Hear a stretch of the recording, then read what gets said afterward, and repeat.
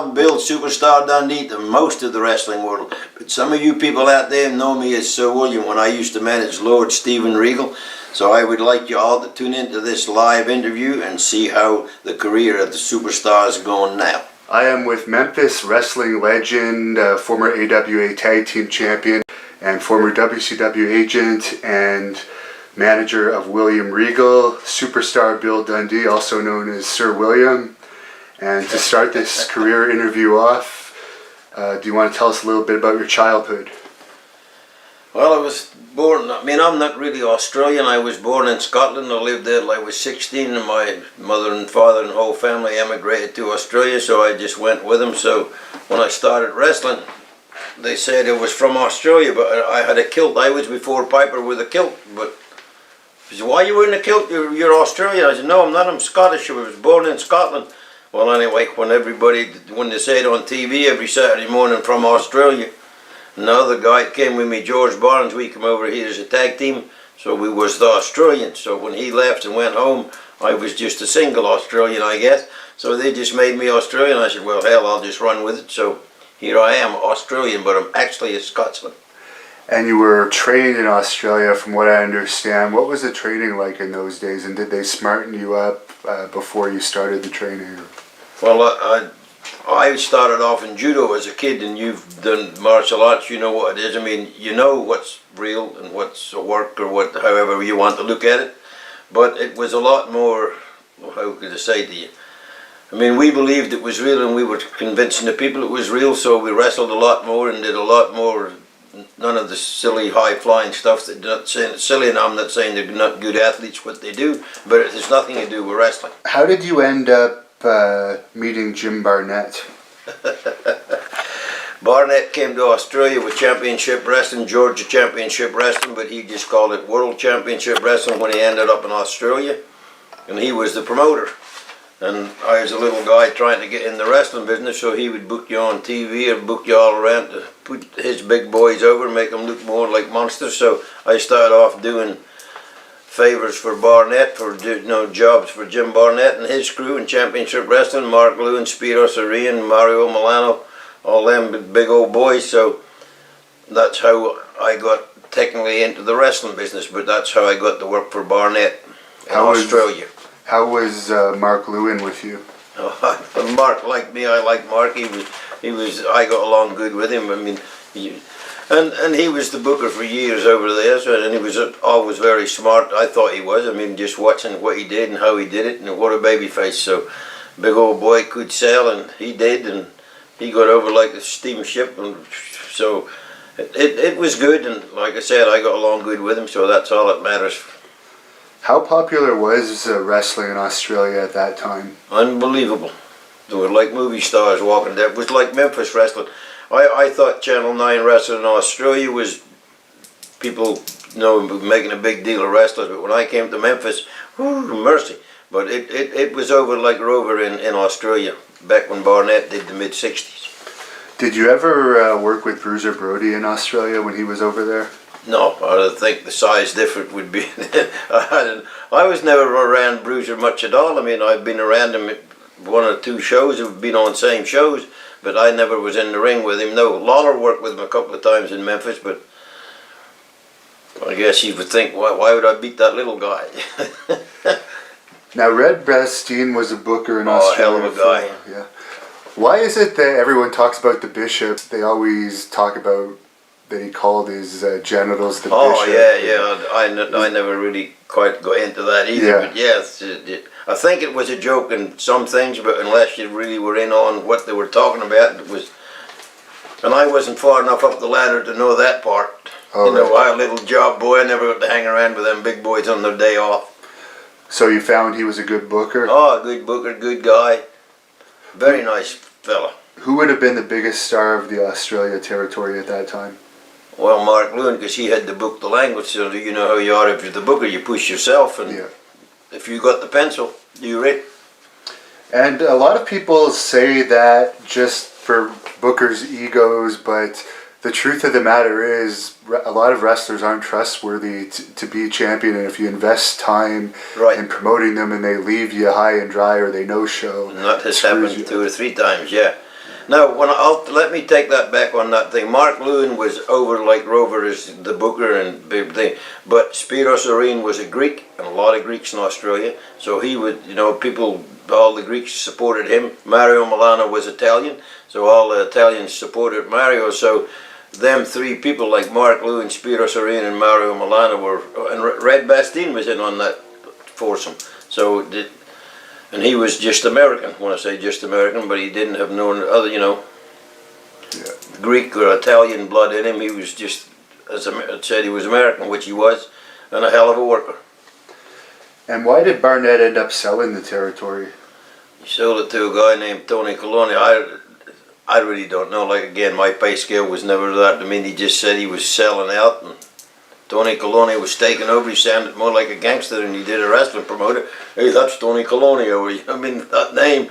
Yeah. But so I don't really know. But he sold it to him, and it went on for a little while longer. Then Bobby Shane came to Australia, and he saw me and George Barnes. That's how I got here. He said, "You guys should do good in Tennessee. I said, "Bobby, there's been 10 wrestlers told us how good we would do in the States, but we're still here." He said, "I promise you, I'm not just talking." So he got on the phone, called Jerry Jarrett, and said, "I got a tag team here, George Barnes and Bill Dundee. They would do good in Tennessee, so they like smaller guys, and they're the right size for Tennessee." So he got all the paperwork done, and here we are. Is Bobby Shane the one that was in the plane accident? Yeah, in the plane crash, yeah. See, we was the whole thing was we come to Tennessee, get our feet wet on American wrestling, and then go to Florida with him, because he was the booker there. Yeah. And that plane went down, and you sort of know what happened there. What was your first impressions of Tennessee and the U.S. compared to Australia and Scotland? Well, Scotland was a lot more wrestling. They had like Tony Charles, Billy Robertson with that style of wrestling when I grew up in Scotland. And I started off in judo, so that was a little different there. And then I grew up on Barnett being the promoter in Australia, so it was a championship, Georgia Championship Wrestling, only he called it Championship Wrestling in Australia, but it was the same type, American type wrestling, kicking, gouging, punching, all that kind of stuff. So it was really no different when the Americans were there. Yeah. So that's how we got started. And what did you think of Nick Goulas when you first met him? Well, we knew about Nick before we got here, because Larry O'Day and Ron Miller and there'd been Johnny Boyd and 2 or 3 Australians had been over here, worked for Nick, and they came back and he said, we hear you're all going to Tennessee. I said, yeah. I said, well, Nick Goulas, you get working for him, he'll promise you the moon and won't even give you a star. And I said, well, anyway, we're going. So Nick was just one of them, what would you say, old-time promoters. He would, hey boy, you made $100 tonight, you get your payoff and you may get 50, but it was just, he talked a bigger game than what you actually got. And his son George, bless his heart, he shouldn't have been in the business at all, but that's another story. So, and Nick made a lot of money, and so what can you say? What were your first impressions of Jerry Jarrett, and can you explain at the same time how the territory was divided between Goulas and Jarrett? Well, when we got here, Jerry Jarrett was the booker, and he was very nice, very curt. I mean, he's real babyface to talk to in real life. So he was very babyface to us, and he told us what he thought we could do and what he thought he wanted out of us, and how much money he thought we could make here. So what can you say? I mean, and everything he did, he kept up his end of the bargain. So when George got kind of homesick or whatever it was he did, and then decided he was going home, that left little Willie by himself. So, but from the day one, Jerry's mother, Christine Jarrett, said that little dark-haired, cute one needs to be a babyface. He needs to be a good guy. So I said, I'm not a good guy. I'm the bad guy. I'm going to want to be a heel. So anyway, when George left and left me by myself to switch me babyface, and here we are 30 or 40 years later. The rest is history, as they say. It's been very good to me. And you mentioned in your book there was some issues between Jerry Jarrett and Jerry Lawler at the time you guys came in. Do you recall what that was about? Well, it was really no big deal. When you know Lawler and Jarrett, once you get to know them, you can see this happening. Lawler went to Jarrett and said, I'm not going to them small towns. I'm only doing the big towns. And Jarrett said, well, if you don't go to the small ones, you're not going to the big ones. He said, well, I just won't go to any. He said, well, okay. So he went off to Florida, stayed there about 3 or 4 months, then he came back, which was good for me and Barnes, because the top dog had left the yard, and they were looking for something else. So me and Barnes kind of took over from Lawler. He went off to Florida, which was good for us. Then George went home, and then I'm the little good guy, so back Lawler comes and says, hey, I want my big yard back, and that little Aussie has to go. So him and I started the program, been doing it for 30 years. So. And you had some early success selling out the Mid-South Coliseum 5 weeks in a row after you were starting about 3,000 fans when you first started wrestling there. What was the key to your early success? Well, I think, I don't know, just after George, just when we was a tag team, George Barnes was a tough son of a gun, and we was a hell of a tag team. So, and we made heel interviews, you know what I mean, like we're Australians, you're Americans, and blah blah, knocking the people, and that got over in Memphis at the time we was doing it.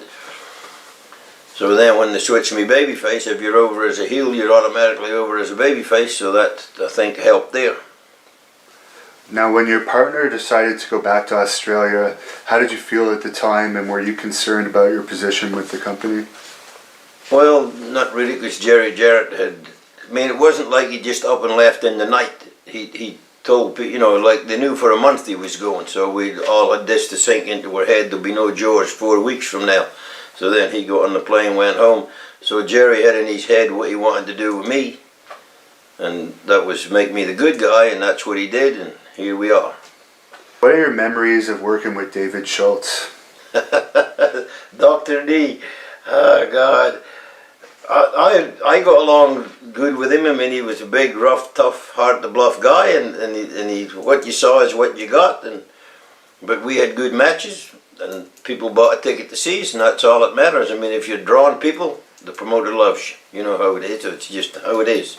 If you don't draw any money, they can be his brother, but you got to go. If you're not drawing no money, that's just how it is.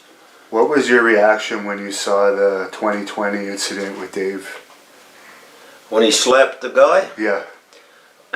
Did you think it was good for the wrestling? Well, business? yeah, I figured, and I knew Schultz how he was. I thought if that guy says anything silly to him, something stupid's going to happen. And I mean, you know Dave, bam. But that's how he was. Yeah. So it didn't shock me, but it shocked Stolt. What was his name? Stossel? Yeah. Yeah, something Stossel. Yeah, it shocked him, bam. And he made a lot of money off of that, Stossel did. So yeah, in the end, I would take a slap for that price too. Yeah. You mentioned in your book that Big Bad John gave you the name Superstar in an interview that he did.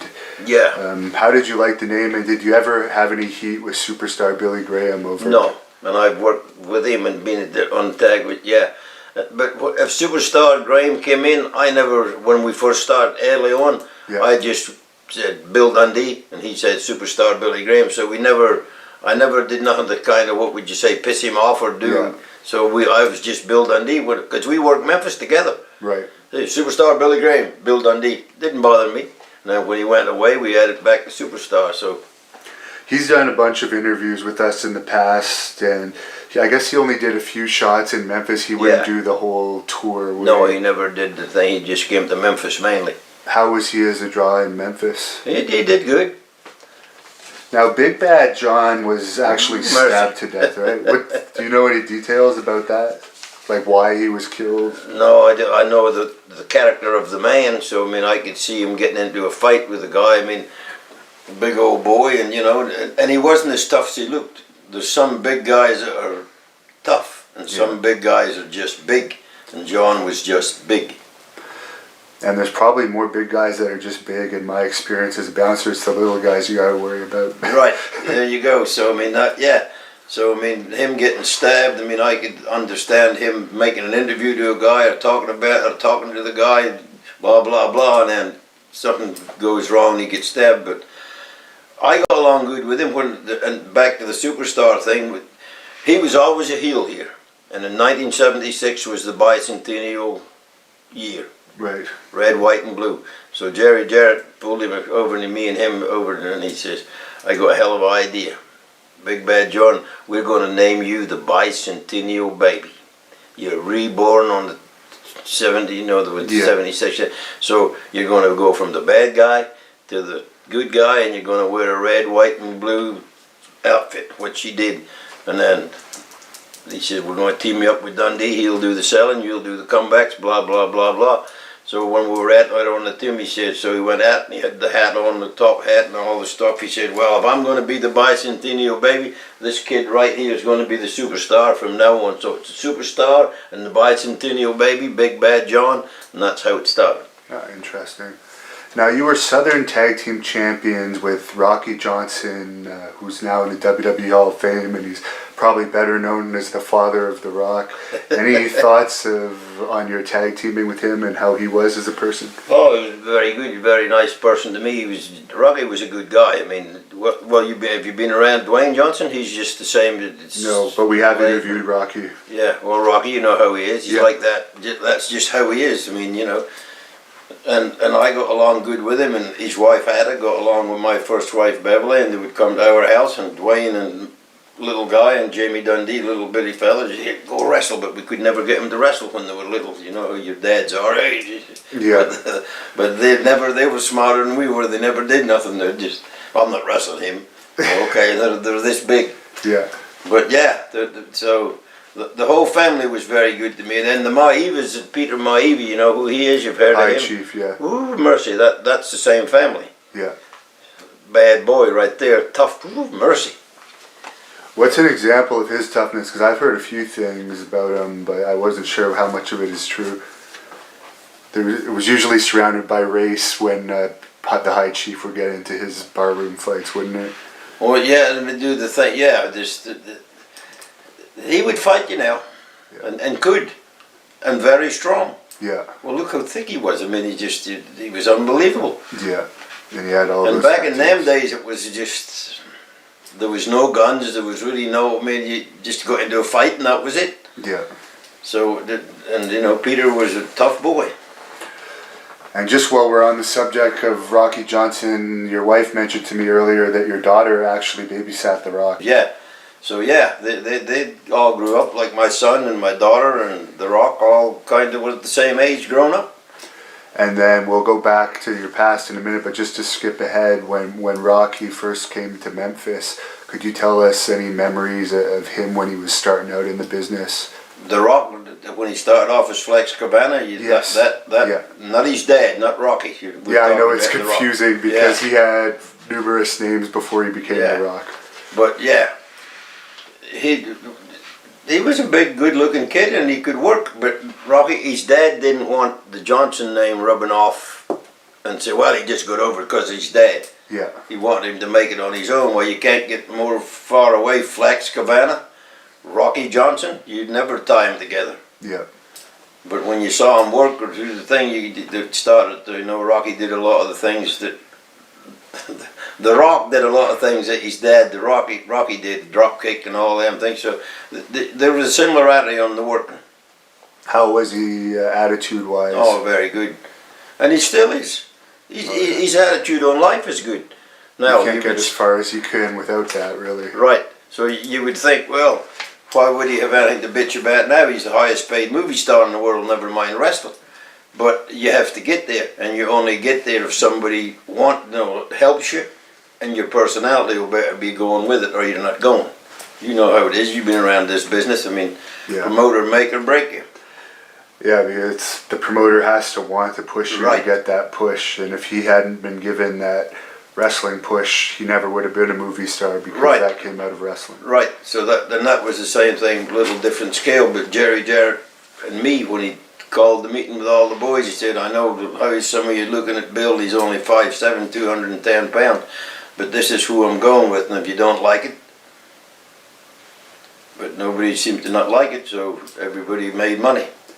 And do you think The Rock is serious that he might run for president in the future? I know he's not going to do it the next election because he's already busy with movie plans, but he's saying possibly in the future he might run. Well, that part I really can't answer because I don't know what his political view was. When I knew him, he was just a young guy trying to get in the wrestling business, and the movies maybe that's what was focused on his head, but he's been there, done that, so now what do you look at? Yeah. So I can't really answer that. No, I have no idea if he's serious or just saying it. Did you have much contact with Jesse Ventura over the years? Jesse Ventura, yeah, he came in here. We used him in here a little bit, and again I got along pretty good with him. But when you're 6'6" and I'm 5'7", he had not worried about me taking his spot. You know what I mean? Yeah. And I read in your book that there was some heat with Jerry Lawler from the military legions and the military about him calling his fans the Lawler's army, and it actually affected business a little bit. Could you just doing the general? Yeah. He wore the uniform, and he did. I mean, that was all kind of blown out of proportion. I mean, Lawler was doing a character. It was like making a movie. But we didn't call it that back in them days. But he was playing a part as the general, and he had his army. It was a cartoonish. It was a cartoon thing. I mean, they do that, but some of the RS, you know, what do you call them, the returned soldiers and sailor clubs over in Jonesboro, some of the smaller ones got mad at him. Okay. So that's how that got. But yeah. Oh yeah, he got a little heat because of that. And to this day, people still continuously bash Nick Gulas. Why was there so much heat against him? Well, Nick was George's father, and he would never have got a job if it hadn't been his dad, hadn't been the promoter, and you had to put him over. Okay. See what I'm saying? And everybody, so that was the heat there. His dad babysat him. So George is the son that had George the big is the push. son, yeah, got the big push, and Nick was the dad. And I guess that ultimately created a conflict with Jerry Jarrett that led to the split. Yeah. See, what led to the split, Jerry had technically bought part of the half of the thing. This is what the part I had. I don't know if this is even true, but I think it is. And paid Nick the money. And then when it came time for Jerry to make a decision, but telling George he couldn't wrestle, Nick goes, well, this is my damn territory, boy. And he said, well, I bought half of it. Nick kind of said, well, show me where. So then Jerry kind of realized that this wasn't going the way that Nick said it was going to go. So he just broke away, and I'm sure Nick in the end wishes he hadn't, but he did. And Nick was known for low pay and screwing over talent. Do you have any examples of how he would screw over a talent? Well, he would bring you in and promise you X amount of dollars and not pay you, so to starve you to death, so you just had to leave. I mean, his word never meant nothing. Sounds like the experience I had with Carlos Colon. Yeah, right. So, but with Nick, it was just... And Jerry Jarrett had took over by the time I got working for Nick. So I dealt with Jarrett, so it was everything he said came through. So I guess when the split happened, you guys couldn't run the Mid-South Coliseum because Nick had the contract to that. How low did the attendance get at the Mid-South Coliseum under Nick Gulas working by himself before they offered the Coliseum back to you guys? Oh, it was terrible. Nothing but 800 people maybe. Oh, wow. And then, you know, we went to the other building downtown. So we never quite just left Memphis, but we were running another building. And what were some of the most important things that you learned from traveling and being around Jerry Jarrett over the years? Well, I mean, he was very smart to this business. He's smart to business in life. He's smart in life. I mean, business, the everyday life, and especially the wrestling business. So he said, Bill, if you tell somebody you're going to do something, do it. You know, he said, I know a lot of wrestlers who go, oh yeah, I'll be there this week, and blah, blah, and they won't show up. I mean, he said, don't do that. That's the first thing that will kill you. With the people who say, well, Dundee won't show up, even if he says he will. He said, if you say you're going to be there, be there. And then, you know, he said, just work hard, and it'll all fall into place, what you did. And how did you end up becoming a member of the booking team in Memphis? How did I read? This is so anyway, I got to drinking beer one night, and I thought, well, I need to be the booker. This is just me talking to me sitting on the couch. So I called Jerry Jarrett up, and I said, hey man, Bill Dundee, I used to be the booker. He said, have you ever been the booker? Now he's having a kind of a reasonable conversation with the drunk. Yeah. No, I've never been the booker, but I'd like to have a go at it. You know how you go. So anyway, he says, you need to go to bed and I'll see you at TV in the morning. because that was Friday night. Yeah. So go to bed, get up, do TV. So I've kind of forgot about the conversation, technically. So he says to me, "Hey, you still thinking about being the booker?" I said, "Being the booker? Why would I want to be the booker?" He said, "Well, last night you was telling me how great you was." I said, "Well, okay, that was last night." So he says, "But if you want to give it a shot, I would get a book and a pencil and come to the office Monday morning."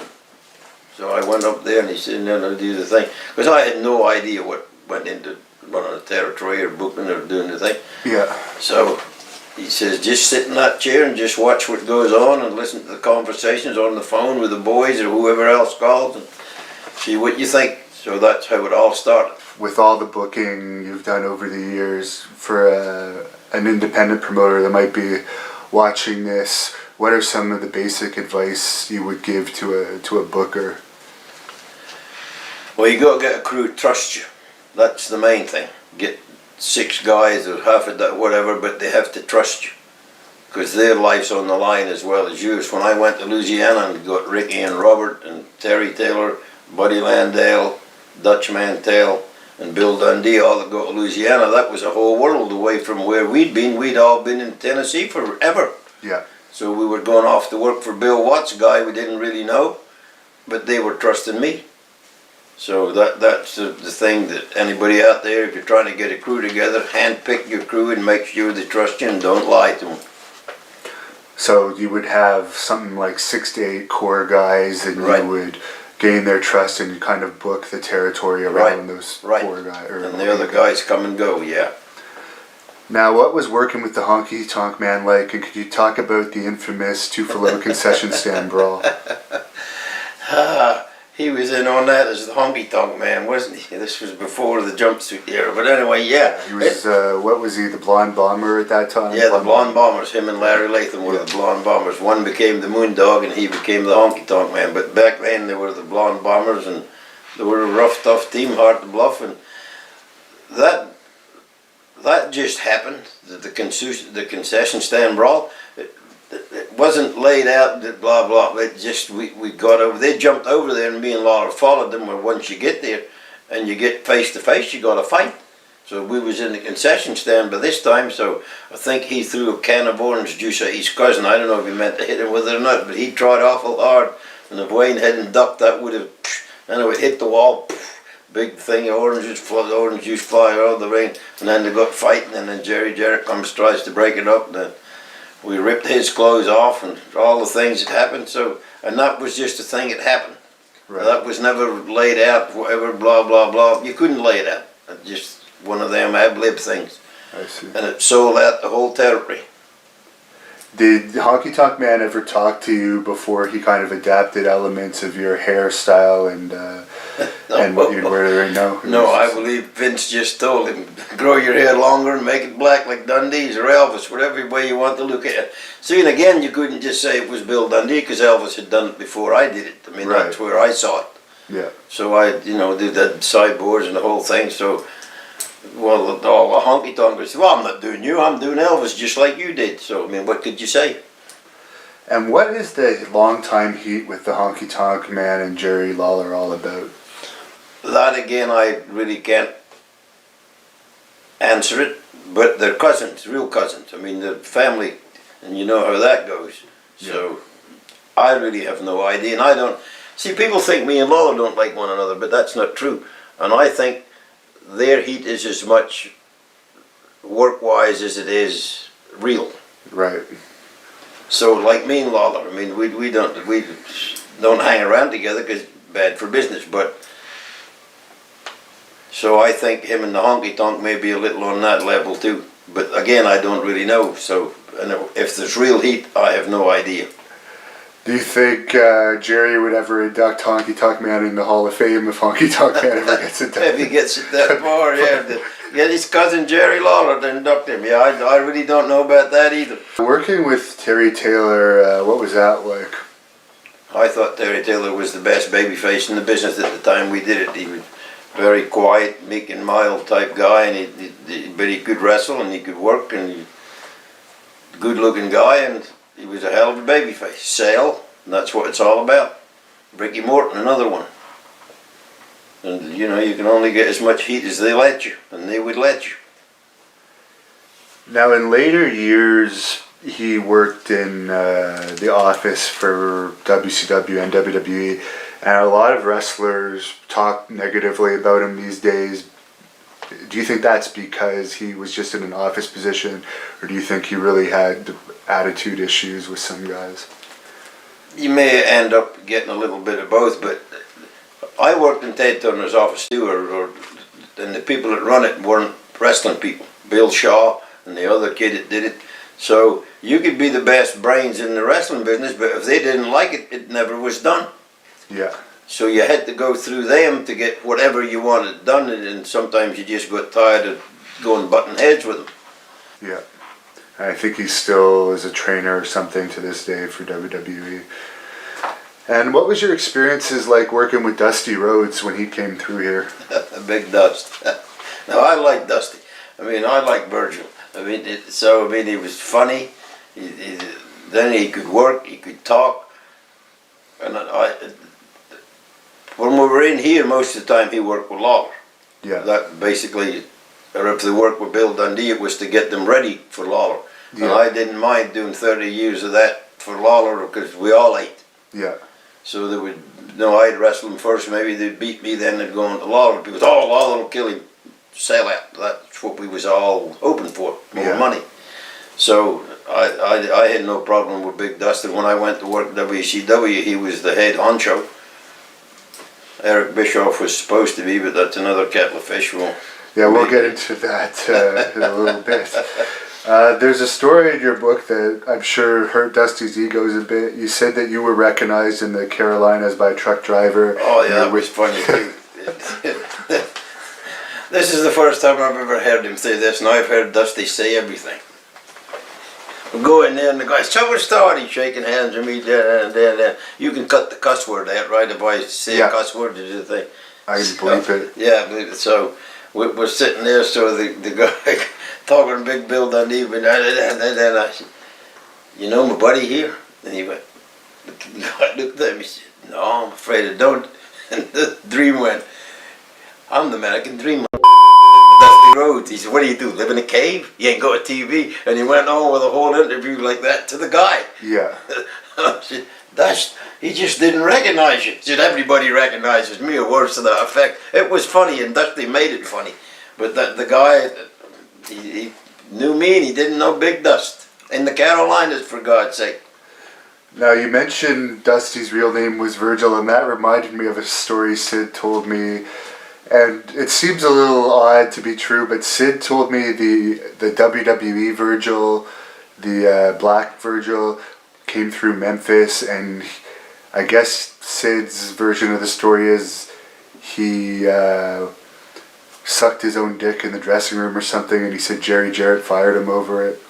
Is there any truth to that? I wasn't here on that deal, so I really don't know. But I mean, I know the Black Virgil that you're talking about, and they said he could do that. I've never seen it happen, but yeah. So, but I have no idea. So whether that's true or not true, I know I wasn't here when I was probably with Watts when that was going on. I'll have to ask. I don't really want to ask Jerry about it, but I'm curious if that's true or not. Now, could you tell the story of Jackie Fargo dressing up as Santa and then getting drunk and came to the house. Yeah, that was funny. Fargo would do it at Christmas time. He'd dress up as Santa and come to your house and the kid. So he by the time that's over, everybody would give him a drink. Yeah. Fargo would be half lit. He'd maybe go 5 houses, drive his own big Cadillac, and come in with a bag of toys that you gave him. So he knelt on one of Jerry's kids' toys. He drunk. He knelt on the damn thing, and it was funny. And then Jarrett telling us the next day, he said, "Fucking Santa came to my house drunk." Oh, little man, he said. That's what he called Jerry Jarrett, little man. He said, "Oh, little man, I wasn't that drunk." He said, "Well, you knelt on my kid's damn big truck, broke it all to hell, Santa." It was funny. For those that aren't familiar with Memphis wrestling watching this, how popular was Jackie Fargo? Oh my God, he's like Elvis. Now in the late 70s, a lot of people say that was the peak of Memphis wrestling. Can you explain how popular it was as far as TV ratings, getting recognized on the street, and what the weekly attendance was like? Approximately all the towns, how many people would be attending a show in an average week? Well, so, look, you can kind of count it this way. If Memphis did 9,000 people or 10,000 people on Monday night, you went up to Louisville on Tuesday, that would do about the half of that. Then you went over to Evansville, Indiana on the Wednesday, and that would do the half of the Louisville thing. So you just cut it all in half because it was smaller buildings. And then we'd go back to Lexington, Tennessee, the Rupp Arena on the Thursday. That would be another big house, 7,000 or 8,000 people. Then Tupelo on a Friday night would be maybe 1,000 people. And then Jonesboro, Arkansas on a Saturday night, maybe another 800 to 1,000. And then on the way home you could do Jackson, Tennessee. And that would be, sometimes the building hold 5,000, it would be sold out, or maybe half of that. So whatever Memphis was, it would basically be about half. So that was a lot of people. Yeah, and I think Memphis holds the record that'll never be broken of consecutive attendance on every Monday night, because New York never ran on a weekly basis. No. And what was the attendance in Mid-South? It could go up to 11,000 or something. Yeah, right? 11 was about to sell out, but 7s and 8s were pretty good. And if you're doing that every week, that's a lot of people in a month. How important was it to carry a gun as a heel at the peak of the popularity? Yeah, it wasn't for the fans. There would be lots of people trying to take over this territory, different wrestling companies. Yeah. So, and it was just what would you say? Nobody ever shot anybody. Nobody ever pulled the gun out or whatever. Well, that's not quite true. I have a story I can tell you, but you know what I mean? It was just protection. Yeah. I think we'll get into that story now. Could you tell the whole story of, for those that don't know, the Poffos, which was Randy, Randy and Angelo, they had ICW, which was the outlaw independent company that was running around this area, right. And based out of Lexington, Kentucky. Yeah, and there was some pretty serious heat between the two companies at the time. And I don't really know why they were mad at us. We were here, or Jarrett and Gulich was here for 40 years before they were ever here. And they come in and try to take over, and they never. Yeah. So, have you ever been around Randy? I've only spent too much time than I should have around Lanny, but I never met Randy. Randy, I just don't really know whether it was alcohol, drugs, or a little bit of both, or what it was, or he was just goofy. But he was goofy. So the thing with me and him was, oh God, I had come out of the gym. Now this is the day or a week before, and he was walking to his car and I was walking to my car, and he was by himself. So I said, Randy, how you doing? You know, did you just bump into another one of the boys? It was just like, hey man, how you doing? So he said, you really don't give a fuck. I said, well, seeing you put it that way, you're absolutely right, I don't. So I just got in the car and left. So the next time, we're the same gym, I'm walking out to my car, and I see George Weingroff and Pez Watley. And they're standing, walking up there, and I'm walking to my car, and they just come walking down there. So I stand talking to them, leaning against my car, just like this. So I'm leaning against my car, looking at both of them. And then right out of the nowhere, bam! I said, what the hell? Randy run by and sucker punched me, hit me in the eye, kind of busted this eye up here a little bit. But anyway, dude said, you son of a bitch. So we get rolling around like two old women on the ground, and that gets stopped. So there's three of them technically, but not really. There's just Randy, but the other two are, and they had their van sitting up on the hill with the whole crew in it. So I thought, if I get to the back of my car, I will restore order. So and no buttons in them days, you have to put the key in and turn the thing in the trunk. So I said, oh God, I hope this thing ain't locked. So I get it in there, turn it, pops open, briefcase laying there. So I hope this briefcase ain't locked. So I click it and open, 38. So here comes Randy up to the thing. So as he gets up, his dad Angelo walks up this side of the, so I don't know where he came from. He wasn't there at the beginning, but he walked up So as he gets to about a foot from me, I cocked the gun and put it to his head, and I said, "Your son, tell him to leave or I will shoot you right where you stand." So Randy says, "Oh, you're crazy, you son of a bitch," and he's cussing and swearing and da. I said, "Maybe, but I'm not putting this pistol away till you all leave." So Randy and Angelo just take off. Pistol pads and them and just go. The van's up on the hill. So I thought, well, I go to the gym, work out, get in my car, drive home, and there's a cop leaving my door. He says, "Bill, you getting a fight today?" I said, "Well, yeah, kinda." He said, "There's a warrant here for your arrest with a deadly weapon." I said, "Let me ask you, who did it?" "The Paphos." He said, "Yeah, Randy Savage and his dad." I said, "Well, okay." So leave the thing. So I go up to Jarrett. Says, "Hey man, we need to get a lawyer or go fight this thing. They've took this to whatever." So Saul Weingroff, George Weingroff, worked for Randy and them. So he worked as a sheriff's department or a jailer up at the jail. So the day we go to court, I'm sitting in the court here with my lawyer, and Angelo comes up to me and he says, "We need to go Broadway in this." I said, "I ain't going Broadway in this. I'll win this." I said, "Well, maybe you won't." I said, "No, there's no maybe, Stu. He sucker punched me. I never laid a hand on him." I said, "I was defending myself with that pistol. There was 3 of y'all, 4 of y'all with you, and me.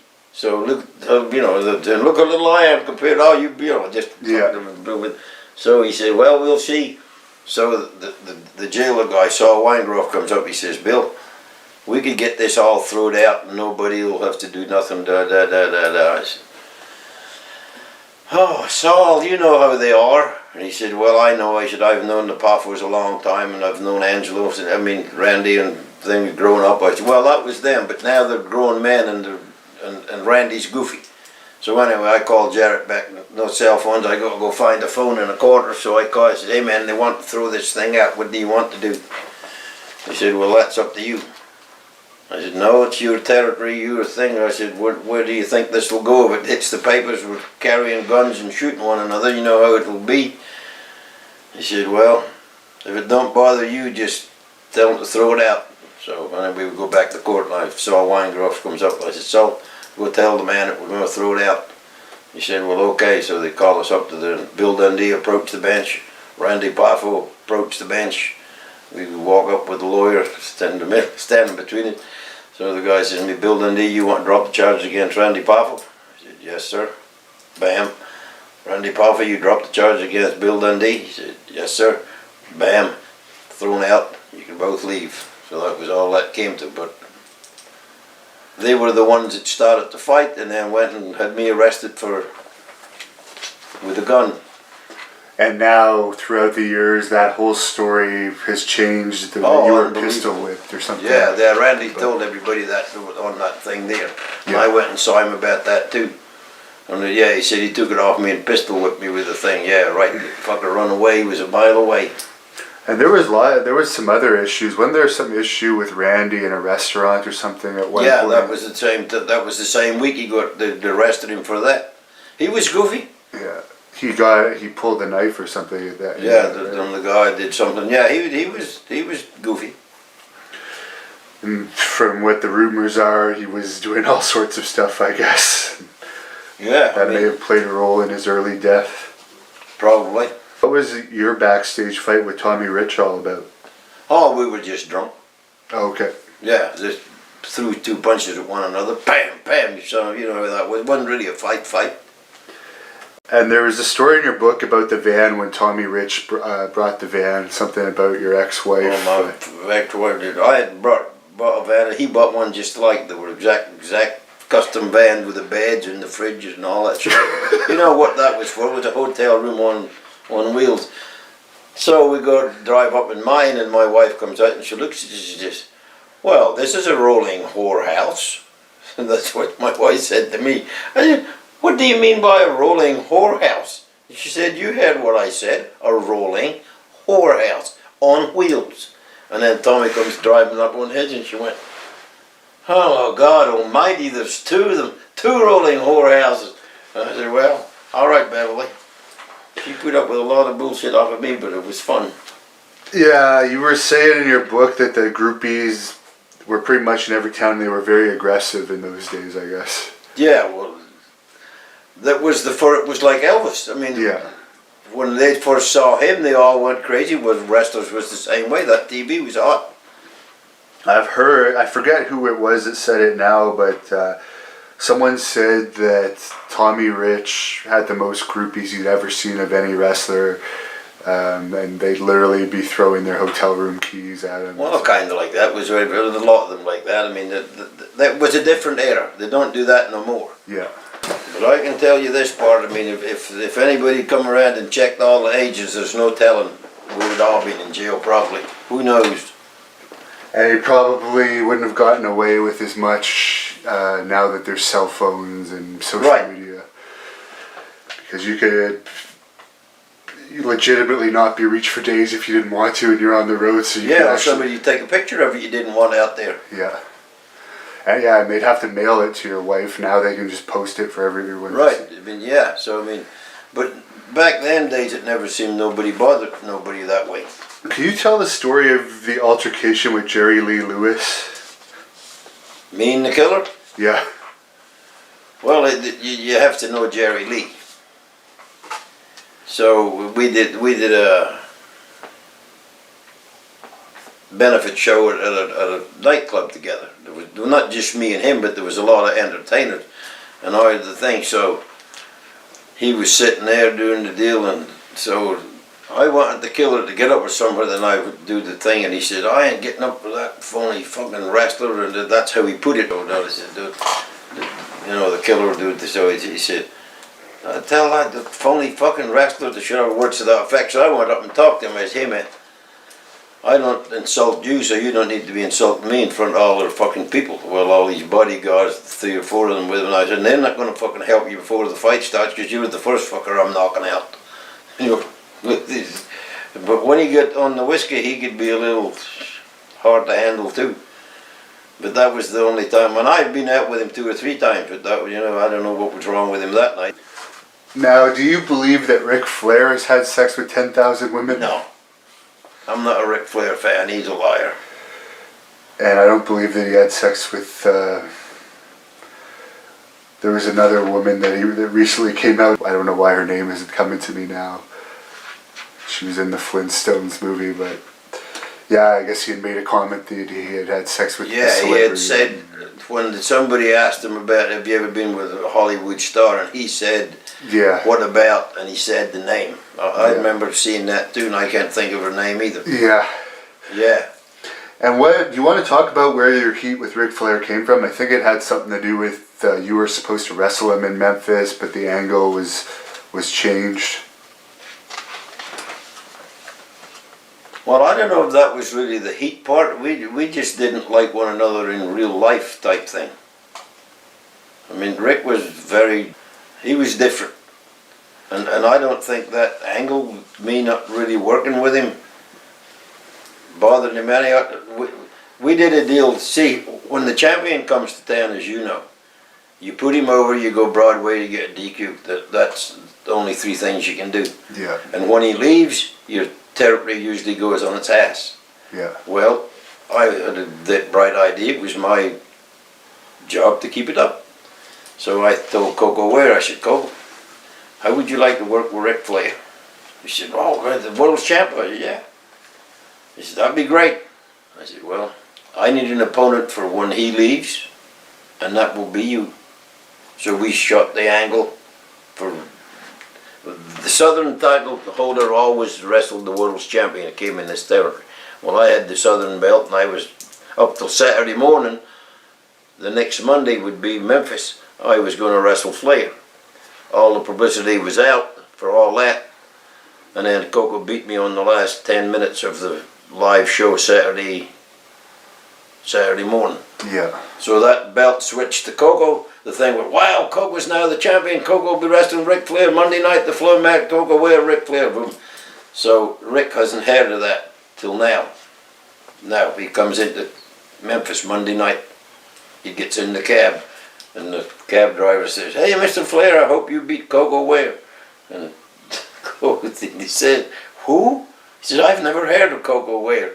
He said, I'm wrestling Bill Dundee. He said, no, you was wrestling Bill Dundee, but that got changed Saturday morning when Coco Ware beat Bill Dundee for the Southern title. You wrestling Coco Ware. So he come into the Coliseum screaming and hollering, and Dusty went up and tried to calm him down, because Coco was black and he was using the N-word, and that, you know, but... Flair was using the N-word? Flair was, yeah. Oh, okay. He said, who's this fucking nigger I'm wrestling? So... Tony Atlas had told us in one of our interviews that Flair was known to have a bit of a racist side to him. Oh yeah, it was just how it was. Yeah. You know what I mean? It was just how you just said the N-word or whatever, blah, blah, blah. Nobody took no... And then as things progressed, I guess it got... But anyway, he was using it, and then Dusty went up and said, hey, Nature Boy, calm down, calm down. Anyway, after he had the match with him, what a match they had. They tore the fucking house down. Because Coco could work. Yeah. And the player got that out of his system and got going, and they worked. They had a hell of a match. So then I had an opponent now come back next week. That if you're trying to book something, that's what you do. You're thinking next week, not just this week. Yeah. So that's what it does. And then I would. So, but I don't really think that got heat with him. We just never saw eye to eye in real life. Is that one of the reasons why he didn't come to Memphis very often? Because Well, you didn't meet him really? I never booked him when I was the booker. I mean, Lawler would book him because Lawler would want to work with him. Right. How was Coco to deal with behind the scenes in those days? Because I've experienced on my own promotions that in recent years he... No, he got worse as he got older. Yeah, he wants to come in and beat whoever the local star is and leave. Yeah, well, that... Now, you talked in your book about Jimmy Valiant and how his wrestling personality was totally different than his real personality. Could you talk a little bit about that? Well, you know how handsome was he would, you know, hey brother, I did 3 gainers off the San Francisco Bridge, this is blah, blah, blah, blah. But when you see him in real life, this is how he talks to you. Hey brother. And that's about it, you know, nothing, the persona is nothing like his wrestling persona. It's just, and that's just how he is. But when he turns the microphone on and the red light comes on, whew, mercy, there's nobody better. I guess you had a bunch of matches with Billy Robinson. How did you rate him as a wrestler? As a wrestler, there's nobody better. As a performer, he can, but Billy can wrestle. Yeah. And Tony Charles can too. And, you know, and all them English guys are like that. And I learned in Australia, and I learned English style, so they like working with me because I could do all that. Most of the American guys can't do it. Was there ever any issues of Billy stretching any Americans? No, I never really saw any. I think somebody told me he got a fight a couple of times in Canada with somebody, but I never saw that side of him anywhere. Yeah, no, I spoke to the promoter of that territory that was booking during the time that Robinson had that fight with Sailor White, and he said Robinson was coming out of the bar drunk and he was cold caught, like totally blindsided. So he said that wasn't a fair fight. It's not like Billy Robinson was expecting it and he wanted to get revenge, but they didn't want anything further happening in the territory, so nothing further came out of it. But and then I think, wasn't there something with Peter Maivia and Billy Robinson? I heard? Peter bit him. Yeah, you hear about Haku and all these Islanders, they bite and they'll gouge the big eyes. Strong jaws. Well, Billy was going to suplex him. That's why he bit him. I mean, you have him here, his head's right here. He bit him right on the chest. Peter bit Billy. Yeah. So he's going to get dropped on his head, I guess. Did you ever have any dealings with Haku in WCW when you were an agent? Nothing. Just, hey man, how are you? Yeah. You know, that kind of thing. Now, Austin Idol, you mentioned in your book that he had a habit of no-showing shows for you guys. Could you? Yeah, he could do that. Well, in the end, lots of places, but yeah. And what are your thoughts on Jimmy, the Mouse of the South Heart? Oh, I like Jimmy. He loved everybody. So you know, just that hey, love you, brother. I mean, not, you know, and love you. So he called everybody baby. Love you, baby. So you when you know, like Big Dusty Rhodes, I loved Dusty Rhodes to death. A lot of people didn't like him, but I liked him and I got along good with him. Jimmy, I like Hart and got along good with him too. So you got to take the good with the bad, and we all have it, I think. I think it's funny, you were telling me earlier in this interview about the world champion is supposed to make the local wrestler good, but we wanted to bring in Dusty's son once to our company when he was the Ring of Honor world champion, and we had the list of the demands from the son. He has to win, it has to be by pinfall, he will not do countouts, he will not do disqualifications.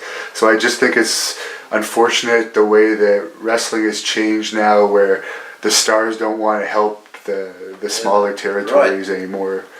Where in the old days it seemed like that was the case. And that was the reason you brought a star in to train your guy, Tyke. I mean, if you work with the world's champion in the good old days, you learned something. Yeah. The world's champion, you know what I mean? Yeah. But like you said today, I've never been around the world's champion in the last 5 or 6 years because we've never had a territory. Yeah, unfortunately the territories are dying off. Some independent companies are running periodically and getting good crowds, but I don't think there's too many territories that you could work really now. Maybe a couple places in England, possibly, but the money isn't good. But definitely, I think the last place was Puerto Rico, and even there... Yeah, I've been there. I've been to Puerto Rico a couple of times, and I didn't mind it, but it was just, you know, the money wasn't what it was in the good old days. And you talked to me before about Bobby Eaton being your son-in-law. Could you talk to us a little bit about your relationship with Bobby Eaton over the years? Well, after I realized he was dating my daughter, it all got, no, I mean, yeah. So, but if she was going to marry a wrestler, she couldn't have picked a better one because he's a gentle, giant type thing. He never bothers anybody. He likes to drink. He doesn't drink like he used to, but in the good old days, we all drank more beer than we should have. So,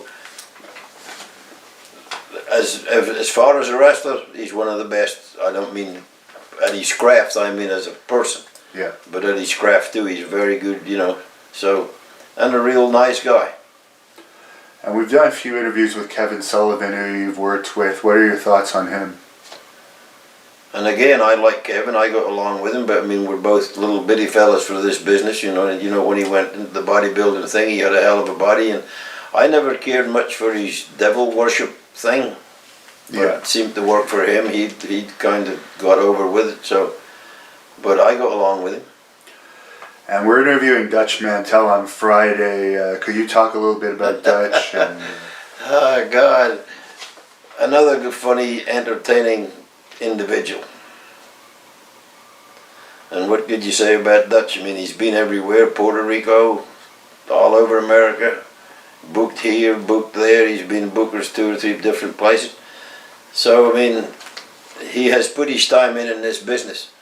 And he's like the rest of us, he's getting older too, and he used to look like a black bear, now he looks like a polar bear, you know, with that hair all over him, but I don't know. So I got on with him and I in Louisiana together, we would have fun running up and down the road, booking territories, and one time we got to the town and he said, "We just went broke." I said, "What do you mean we just went broke?" He said, "All that shit we booked on the way when we left Louisiana, when we left Alexandria, Louisiana, and we drove all the way to Houston, Texas, all them great matches we put together," he said, "we didn't make no money with them, you know, we were just having fun."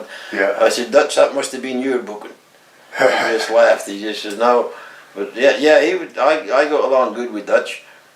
And what are your thoughts on his feud with Lawler? And I haven't heard him say this, but there are some people who found out when I was going to interview you to ask you if Dutch drew more money with Lawler than you did. Then Dutch drew me and Lawler? Yeah. No, shoot. No, well, he never worked as many times with him. I mean, it was, you know, so sometimes Dutch would get in there as an afterthought, and that's not fair to him either. He would take one out and put it in Dutch, but he drew money with Lawler, but he didn't draw more money than me and Lawler. And could you go into detail on your dealings with Andy Kaufman and that feud that you were booking at the time when he was feuding with Jerry Lawler? Well, that was a Lawler deal from go to woe. He came and said he had talked to Andy and we're going to do this and do that. And he coming in, he wants to wrestle, blah, blah, blah, blah. So that was Kaufman and Lawler. What did you think of Kaufman when you met him? I mean, he was likable enough and he loved the business. I mean, what could you say? And you know, and he started off wrestling women, and he go up and you know, and he would go in the ring with Lawler and all the things. So I mean, he just loved the wrestling business, and I never talked to him at length about anything else. So, was there any commissions in Memphis or Tennessee at the time that would have hassled you guys about having the intergender matches in those days? The commission, you mean? Yeah, because I would think that would be pretty controversial, that you're basically having a male wrestling a female, where that very rarely happened, other than here, I guess, in those days. Yeah. No, I mean, we never seemed like we got into any conflict with anybody. And it was a picked thing. I mean, it was, you know, I mean, it wasn't just, it was an angle off TV, so it was all built up before we did it. Yeah. And I've heard that even though Memphis is kind of known for that feud between Lawler and Andy Kaufman, that it didn't actually draw every time that they used Kaufman. I understand it may or may not have been a sellout the first time, and there was maybe 5 or 6 small houses. Yeah. Oh yeah, it didn't sell out everyone, but I mean, what can you do? Right. You have a little skinny movie star, and Lawler, the head honcho of the wrestling business in this area. Right. Did Lawler ask your advice or anything to do with the angle that he did on Letterman? No, sir. Lawler never asked my advice on anything except matches with me and him. Oh, okay. So was it Lawler, did he have to do with his own booking? He would do his own booking and you would handle the rest of the card? Technically. Is that how it would work? Yeah. But and then sometimes he would be the booker and he would do it all too, but I would still. I was his assistant when he was the booker, but he never was mine if I was the booker. I mean, you know, you'd go to him and talk his match over with him. But no, so... Because Jerry Jarrett would go on vacation for 2 to 3 months every so often, right? And Lawler would become the head booker during that time. Head honcho, yeah. And then if I did it, I would do my thing, and if it started to drop, we would maybe get our heads together, but most of the time we all knew what we was doing. Who do you think would be the better booker between the two of them? Between Jarrett and Lawler? The better businessman was Jarrett, yeah, but that was on life. Right. Lawler run his life a lot different than Jerry. Jerry Jarrett runs his life like a business. Right. Lawler's is just, and I guess mine too, just one of the boys. Right. So, you know, it's just 2 different men. And I've heard that when you were working with Jerry, you guys would be very organized going into the TV tapings of everything that was going to happen, and Lawler would kind of show up the morning of, and he did it somehow. Yeah, right. Yeah, different kettle of fish there, yeah. Were you involved in the creation of Kamala? Yeah and nay, that was technically Jerry Lawler's deal. Okay. He wanted a monster to beat. Come up with Kamala, and then when we found the name, we were looking in books, jungle books and all kind of, and Kamala was the name they picked, and that, yeah, so that was basically a Jerry Lawler, Jerry Jarrett deal. And Jim Cornette, could you talk about your experiences with him over the years? Oh, God. Jimmy Cornette now. Jerry Jarrett, this is the true story. Saw him in Louisville. When Jerry Jarrett's mother and Jimmy Cornette's mother were friends, and they run the wrestling business. One sold the tickets, and Teeny was the promoter in Louisville.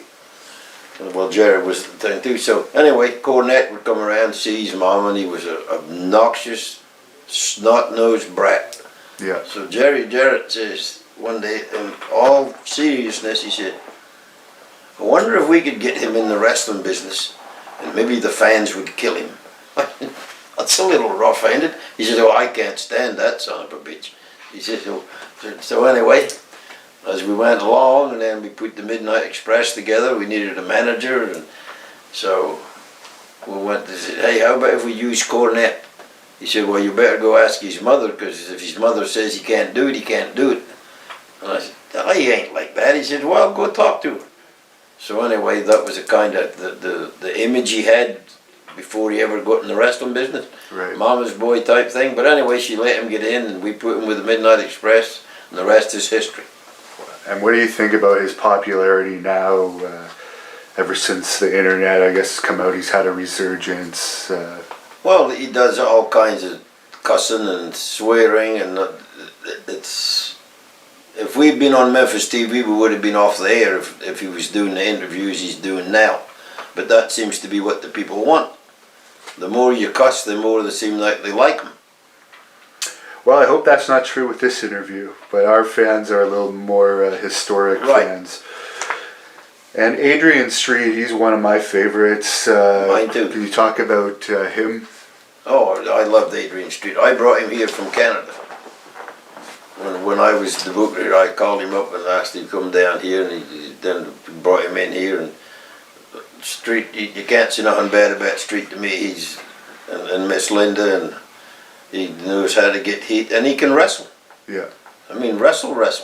He's one of them. Yeah, he's a shooter. He hated Macho Man too, I heard. Oh, I hope so. I hope I wasn't the only one that hated Macho Man Randy Savage. And here's the sad thing. I didn't hate Savage. He hated me. And I really don't know why. Right. Until we had the actual fight, until he sucker punched me. I really don't understand why. Yeah, because you were working for Watts, I guess, when you came back. That, and then when I worked for Jarrett, I never bothered him. We never talked about him. We never said bad things on interviews like they did to us. Yeah. We never knocked them. Well, that's because the smaller ones always knock the bigger ones. That's how it works. Yeah. So Adrian Street overall, he was easy to work with. He had a good... Oh, this is something interesting that I heard you say. That originally when he came out in the robe for the first time, he thought he was going to be a baby face. Yeah, he told me all that. He said, how did you get this gimmick? He said, well, the face paint and everything, I added later. He said, but when I first started off, I had blonde hair, had a hell of a suntan, went to the gym, had a nice enough body, and thought I'd go to the ring, and the people would say, oh my God, look at this Greek god. He said, all they did was boo me. He said, well, that made you the bad guy. He said, yeah, but I wasn't planning on being the bad guy. It worked out pretty good for him, and he's not a bad singer either. I've heard some of his... Oh yeah, he's a talented guy. He was one of the first to write a book. Have you read his book? I haven't read his book yet, but I think he's got something like 7 of them out now. And the first one I read was way back in the good old days. Yeah, he's a talented man. I think he's back living in Wales now, from what I understand. Hopefully I'll get to meet him one day. Now, you came to Atlanta for a short period of time, and you were dealing with Ole Anderson. Why didn't that work out for you overall in Atlanta? Have you been around Ole much? I've only seen videos of him. I never have met him. Well, Ole, if you're not your size and his size, he doesn't think you should be in the wrestling business. I mean, there's no room in Ole's wrestling world for a little guy. So when I got the book, I got to help him down there, and I brought Street in and all the other. Adrian came with me to Atlanta, and but he could wrestle, so Ole liked him. He knew he was a shooter, so Ole, that was all right with Ole. But all us other little guys, it was phony little wrestlers. He never cared much about us. But Ricky and Robert got over, and they go over wherever they went.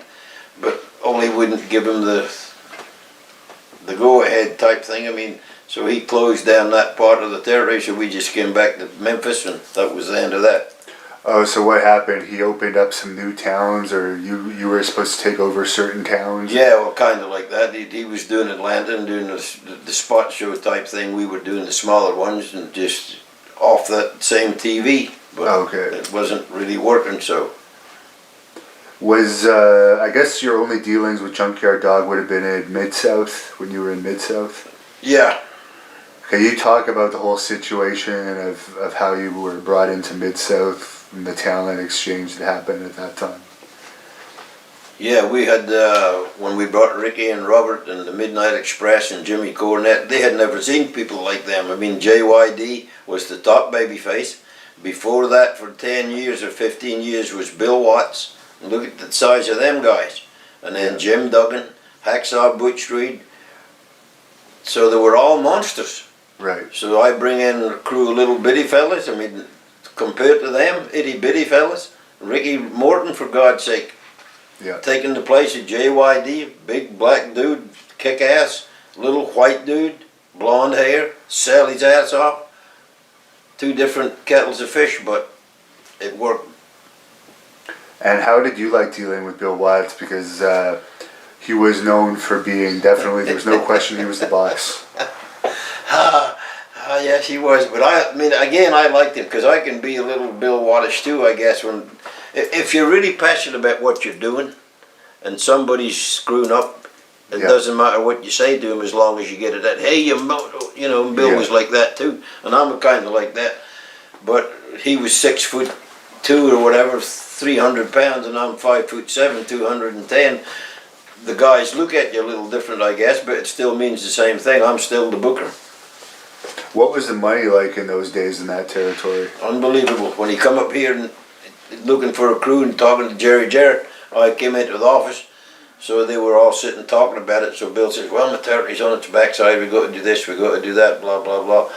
So they talked about getting some of the boys to, Jarrett says to him, Bill Watts, if I was you before I leave this office today, I would talk to that little son of a bitch over there and see if he wants to come be your booker. And he kind of looked at me and I kind of looked at him.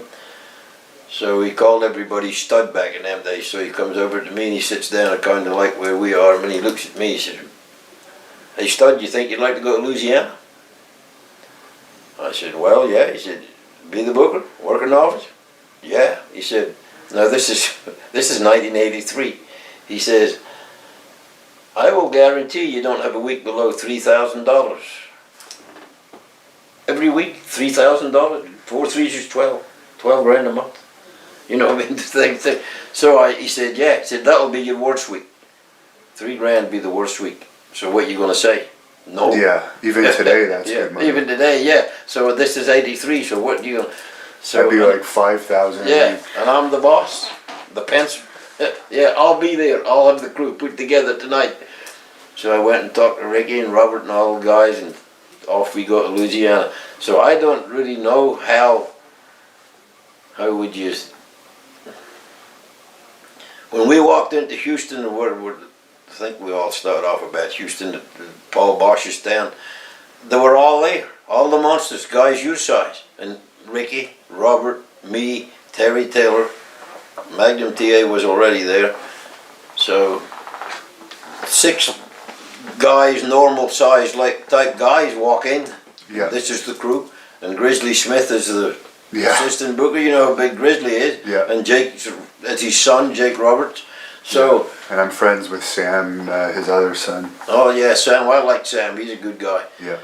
So anyway, I don't know what the people thought. Well, look at the little bitty fellas. But my God, a month later, selling out everywhere. Wow. Unbelievable business. Why did everyone like working for Paul Bosch so much? Well, Paul would pay you. I mean, even... Yeah. And like, I was hooked in with Bill Watts, so I couldn't really tell you how Paul was on that part. Right. Bill he paid Watts. Bill a fee to provide talent. Yeah, right. So, but I think that he was a good payoff guy back in the day. Did you ever meet Bruce Pritchard when you were in your time? Did I ever meet Bruce Pritchard? Yes, sir. What do I think of Bruce Pritchard? Do you know his brother Tom? Yes. They're different. Bruce can get a little heat from not mean to get it with the wrong people, but anyway, I don't know, I guess I tolerated him. That would be the word I would imagine. He may have tolerated me too, I don't know.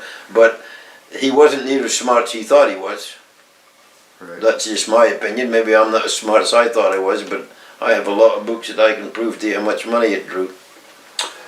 Yeah, he kind of dropped out of the business for a while, and now with his podcast, he's become relevant again.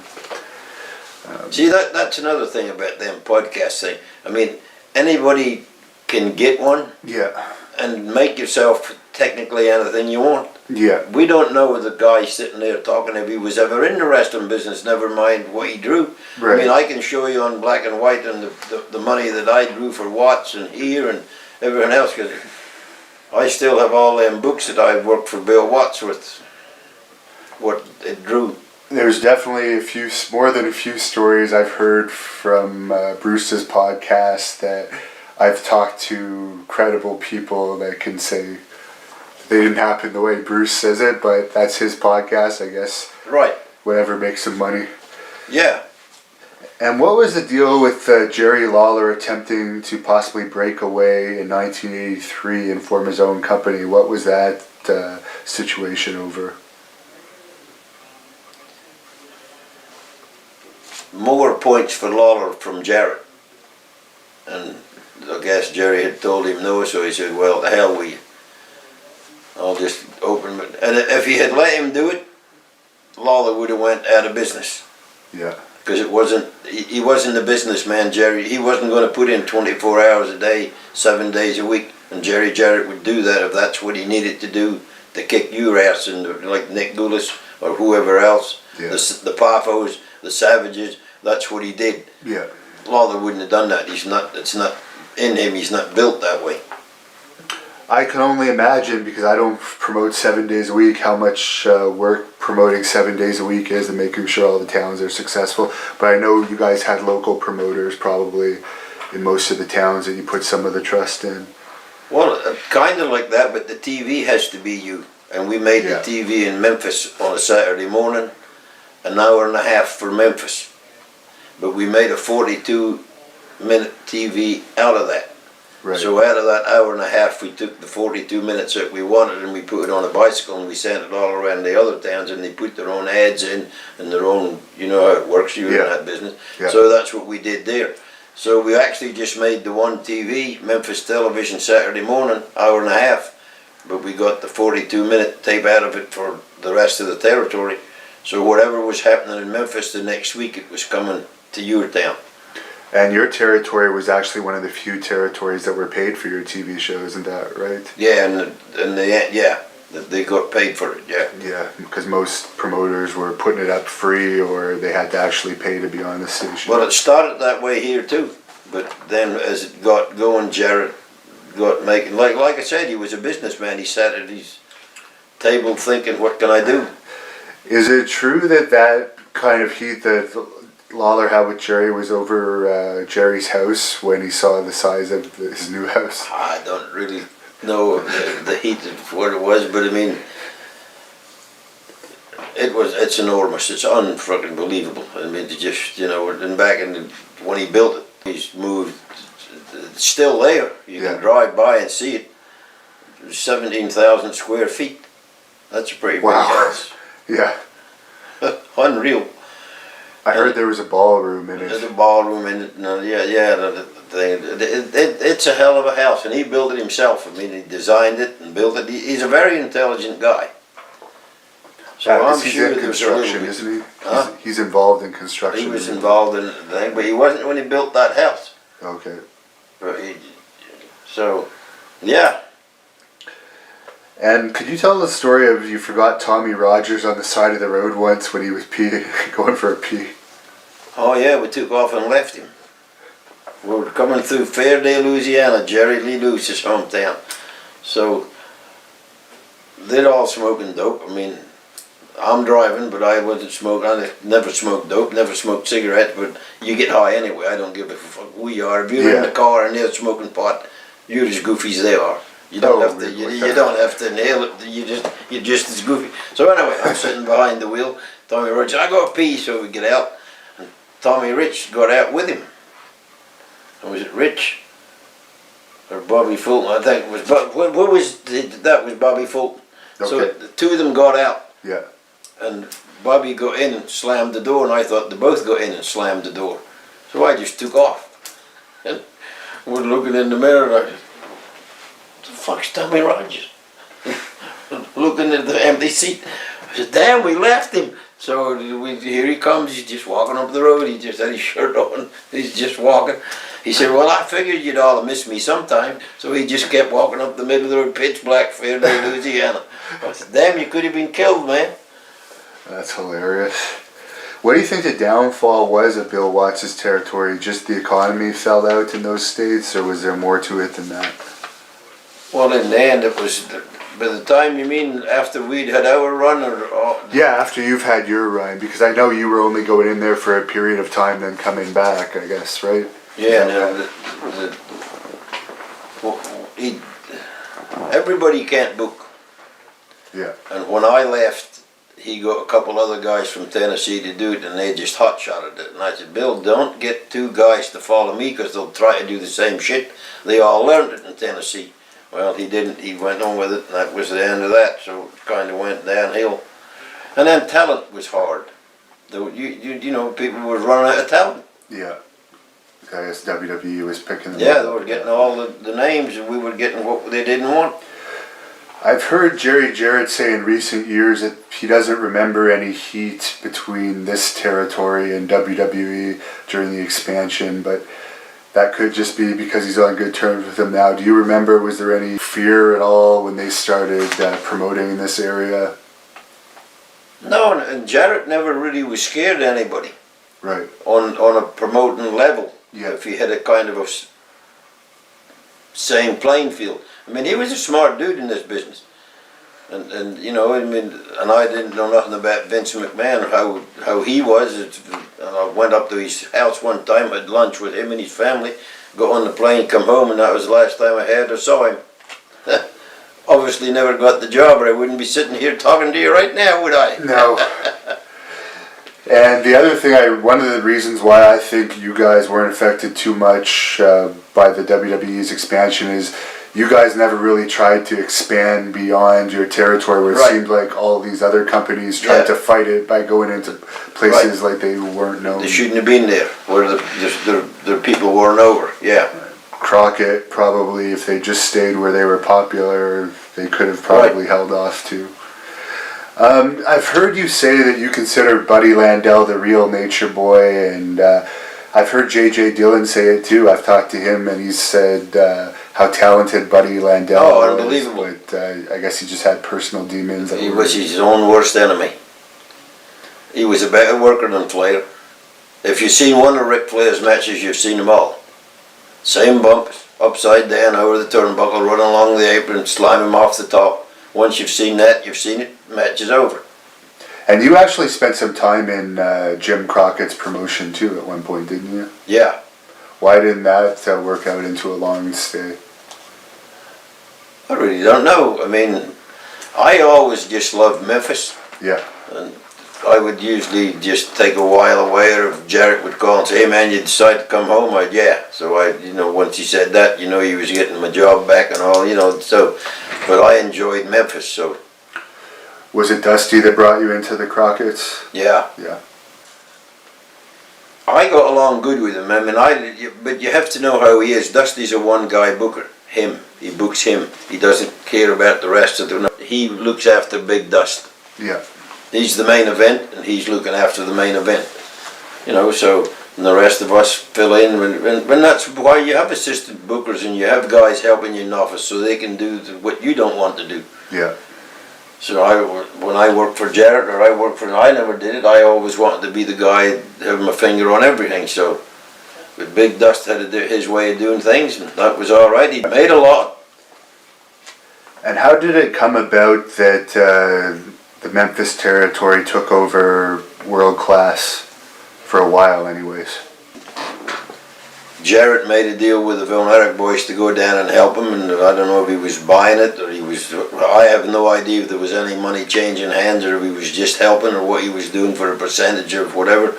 But in the end, it all bowed up when we left, and they went out of business, and we still struggled along a little bit longer. What were the Von Erichs like to work with during that period of time? Because they were known for their extracurricular activities. Yeah. And again, I never really was around much of them, so And Kerry was nice enough to be around. What was the other one? Kevin. Kevin seemed more, I don't know, standoffish, or he was a little colder. Kerry seemed like he was more like one of the boys, but Kevin was, and then the little bitty one, it was, what was his name? And Mike, the one, he eventually passed away too. Yeah. Or that Mike was, there was one even smaller than Mike that ended up dying too, but I can't remember. Chris, there was Chris and Mike. Chris, so he was the littlest one. Yeah. Yeah, so I mean. They tried to push him, but he had no talent apparently. None, and no size. Yeah. And I'm the last guy to say anything about being little, but when you're smaller than me, you itty bitty. And I don't know how old he was, but the footage I've seen of him, he literally looked like a 13-year-old. Yeah. So I don't know. Just a little bitty, looked like a kid. Yeah. Yeah. And Steve Austin started off in this territory. It was one of the first real territories he worked.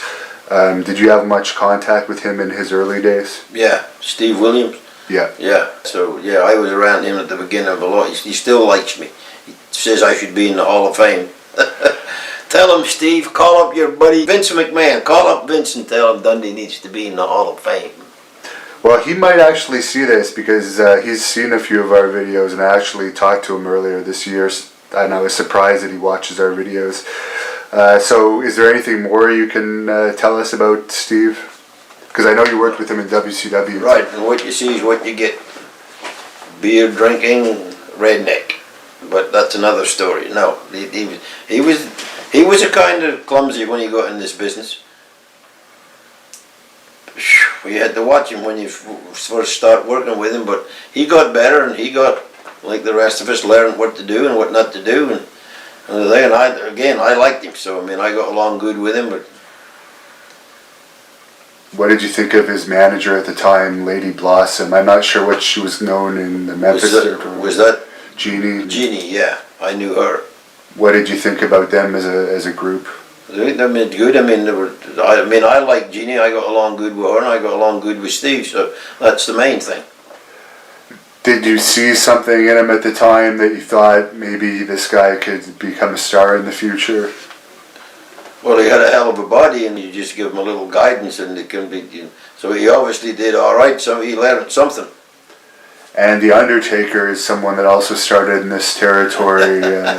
Any memories of him? All bad. I don't know why he didn't like me. I'm the reason. I think he's the reason I never got past the front desk of Vince. Really? So there was some heat even in the days from USWA, I guess it was called, when he was working up here. Yeah. I hate getting into this type thing, but all I'm going to say is he married a girl that I knew, and there's no telling what she'd said to him about me, because the heat's all on his end. I have nothing. Mark Callis doesn't like me. I have never did nothing for him not to like me that I know of. When he was in here, I tried to help him. Big red-headed guy with freckles. I tried to help him, but I just don't know. And him and Dutch Mantel were big buddies. Maybe Dutch can tell you when you interview Dutch. Say, why doesn't the friggin' Undertaker like Dundee? Because he was little and cute, and he was big and red-headed. But anyway, that's another story. I'll actually ask about that, and maybe I think the Undertaker's on his third wife now. I'm almost positive, because there was one named, I think, Sarah, that he had tattooed on his neck, and then he had the tattoo removed, and he's married to someone else now. So that may have been his first. So that I don't know, but the one that we both knew was. But anyway.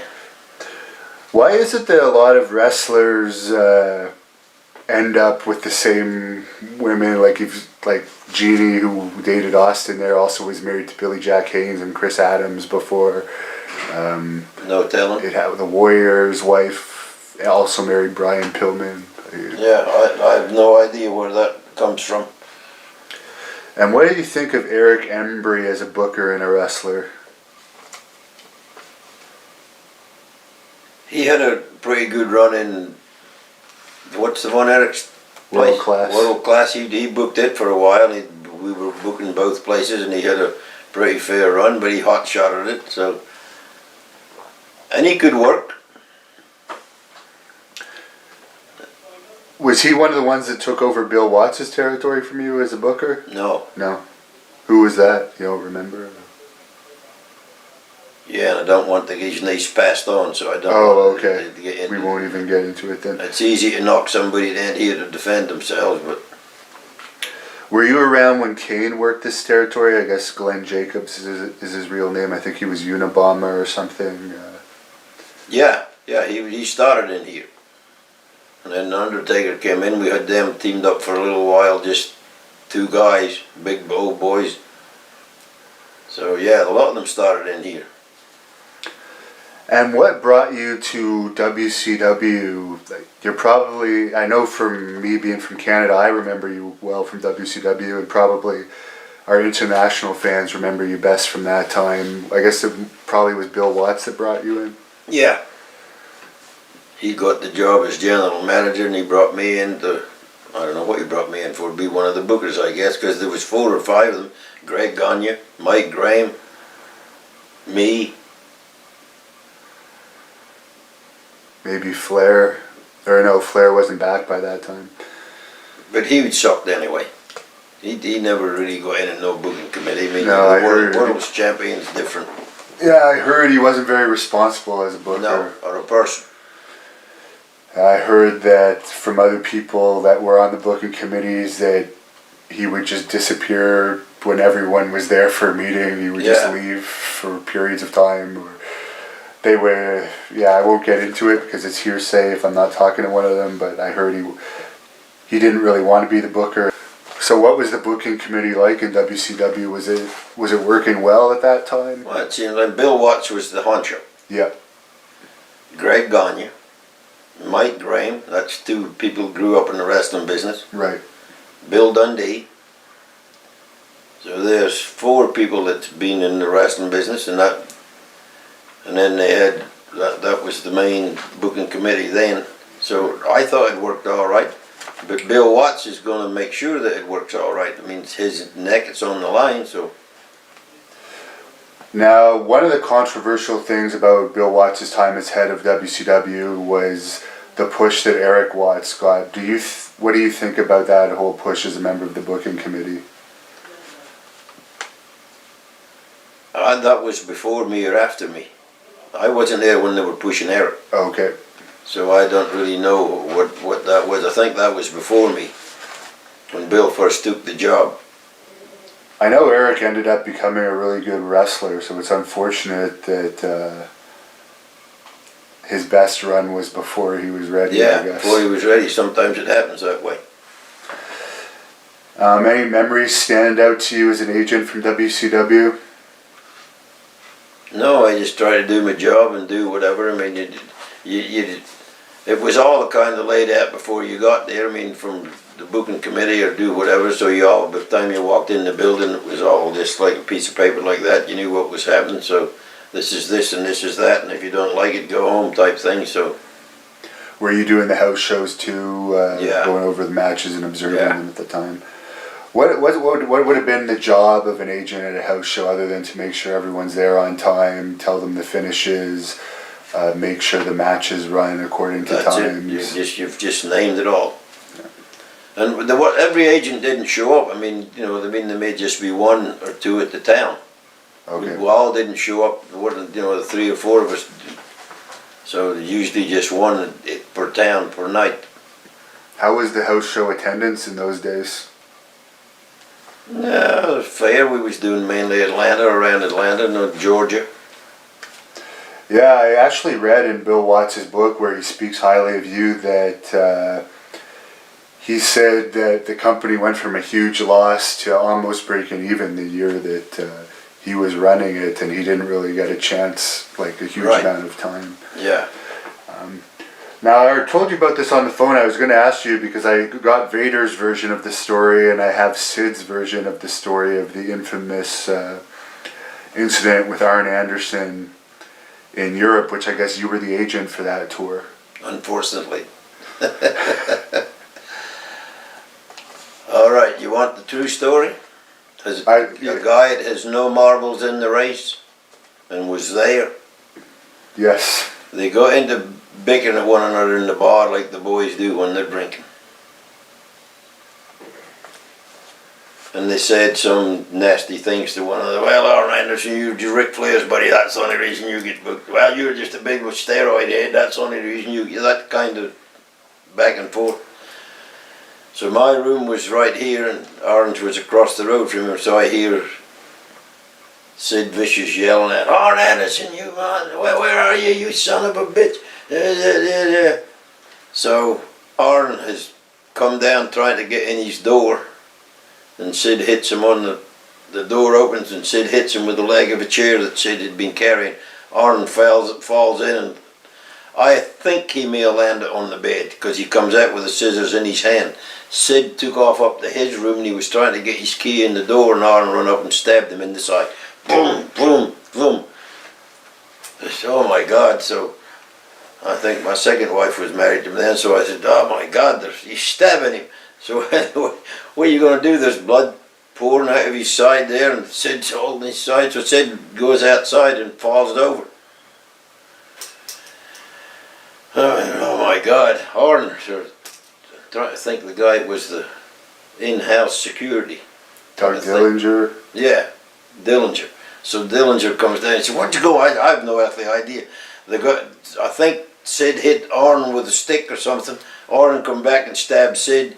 Sid has run outside, he's fell over outside, he's bleeding. We need an ambulance. So the police come, they take him to the jail and do all the things, so then they send them both home. And I really don't know what happened after that. I mean, nobody got fired, but I mean, it was just started over two guys not getting along. And there could have been charges laid by the police over all that, so I guess everyone was involved was lucky. yeah, in Britain it could have been. Yeah. And yeah, in England, yeah, but yeah. They said if you send them home in the morning, we won't arrest none of them. So they technically deported them, I guess you could say. They put them on the plane. Which is good for you, because I guess as the agent in charge, you would have been dragged into all that, the whole court case. And I wouldn't have seen it then. I'd have been in bed. You know how that is? No, I was in bed, so I never saw nothing. So I guess you didn't want to even dare get anywhere close to them when this was going on, because they're too wild. It was ridiculous. Two big old boys and little old me getting in the middle of that. No, sir. And Arn Anderson, we know he was a great technical worker, but it seems like WWE constantly tries to make it out like he was more over than he was, just the way that they try and make history out. Do you think that's just because of his friendship with Ric Flair? Well, that and the Four Horsemen. I mean, and he was one of them. Yeah. So the Four Horsemen were over. Yeah. So on that alone, you could say, well, the kid was over, but he was never over a single Arn Anderson. Yeah. What did you think of Sid as a wrestler and a draw? He drew a few dollars in Memphis. He worked with Lawler in Memphis, drew money. And how did it come about that you became the manager of Steven Regal when he came to WCW? Okay. Big Dust called a meeting. We were all in there. Mike Graham, me, Gagne. So he said, hey baby, we got the thing. Lord Steven Regal. Gonna make him, well, you know how he talked with that list? We're gonna make him a lord.